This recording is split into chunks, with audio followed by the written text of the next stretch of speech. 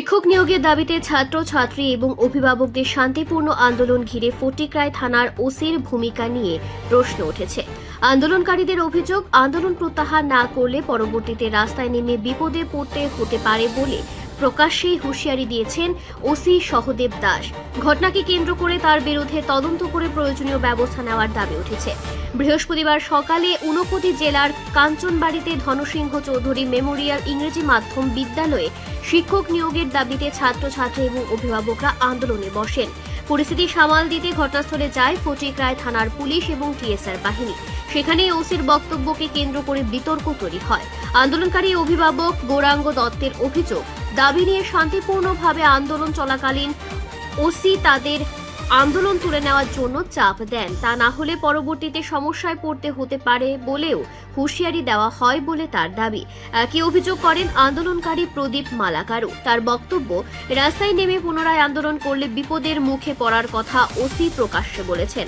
আন্দোলনকারীদের এই অভিযোগের সমর্থনে ওসির বক্তব্যের একটি ভিডিও ফুটেজ রয়েছে বলেও দাবি করা হয়েছে।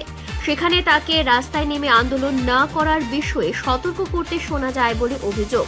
ঘটনার পর প্রশ্ন উঠেছে, শান্তিপূর্ণ আন্দোলনে আইনশৃঙ্খলা বজায় রাখাই পুলিশের দায়িত্ব নাকি আন্দোলন বন্ধ করতে ভয় দেখানো? ওসির ভূমিকা নিয়ে তদন্ত করে ব্যবস্থা নেওয়ার দাবি জোরালো হয়েছে। এটা হলো Kanchanbari school, Dhansingh memorial high school. আর এখানে আজকে আমরা স্কুলে যেমন টিচার নাই, তার কারণে আমরা সব মিলা একটা স্ট্রাইকের করা হয়েছে, স্কুল বন্ধ রাখার একটা করা হয়েছে। আজকে দেখা যাইতেছে আমরা স্কুল রাস্তাতে বন্ধ করছি। বন্ধ করার পরে রাস্তা বাস দিয়ে বন্ধ করা হয়েছিল, তখন আইসে গিয়া থানা অনেক পরে তাইনে উঠিয়া হইতেছে যে বাসটা সরানি লেগিয়া।